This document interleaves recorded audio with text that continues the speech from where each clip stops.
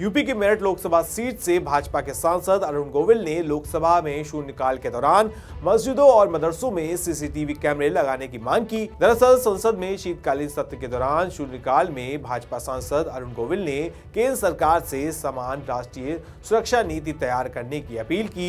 इसी दौरान उन्होंने अपनी बात रखते हुए कहा कि देश के ज्यादातर सार्वजनिक स्थानों, मंदिरों, गुरुद्वारा और चर्चों में सीसीटीवी कैमरे लगे हैं, लेकिन मस्जिदों और मदरसों में अभी तक नहीं लगे हैं। उन्होंने आगे मांग की कि सभी धार्मिक और सार्वजनिक स्थानों की तरह मस्जिदों और मदरसों में भी सीसीटीवी कैमरे लगाए जाएं।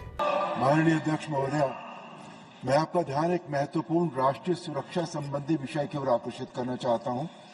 आज देश भर में मंदिर, चर्च, गुरुद्वारे, स्कूल, कॉलेजों, अस्पतालों, बाजारों और अधिकांश सार्वजनिक स्थलों पर सीसीटीवी कैमरे लगाए जा चुके हैं।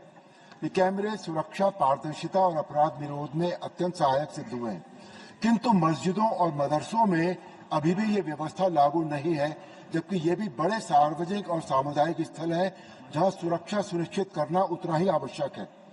महत्वपूर्ण ये भी है कि इस्लाम धर्म के जन्म स्थान सऊदी अरब के मक्का और मदरसों में भी सुरक्षा कारणों से सीसीटीवी कैमरे लगाए गए हैं।